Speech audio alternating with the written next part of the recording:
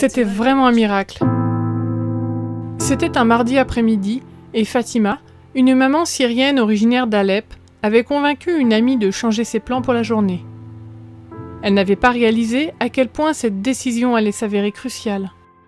Le 4 août 2020, à 18h, une explosion gigantesque a frappé Beyrouth, la capitale du Liban, laissant un large rayon de destruction, faisant plus de 150 morts et des milliers de blessés. J'étais avec mon ami dans la rue d'Amra. Nous avions quelque chose à faire.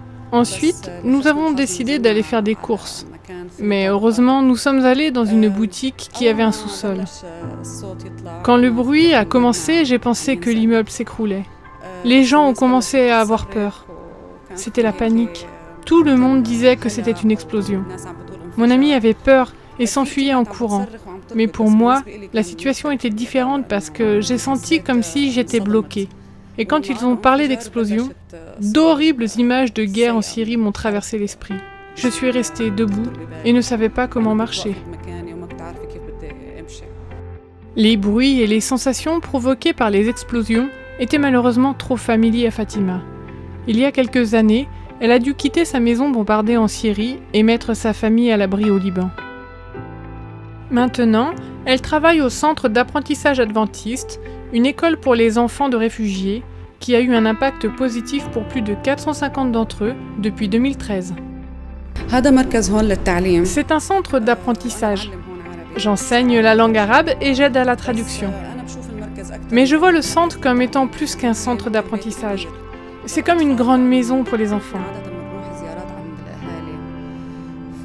Habituellement, nous rendons visite aux parents d'élèves et la plupart des parents qui habitent dans le voisinage ont de très petites maisons.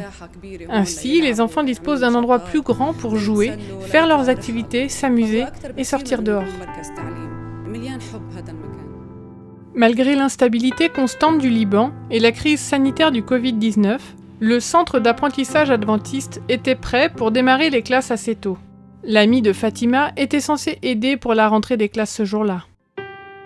Elle était censée venir avec une autre femme pour préparer le centre pour la nouvelle année scolaire. Mais je l'ai convaincue de venir avec moi. Quand elle était là et que l'explosion a eu lieu, elle était très effrayée et a souhaité ne plus venir avec moi. Mais quand nous sommes venus ici au centre et avons vu les dégâts, elle a loué Dieu d'avoir été avec moi.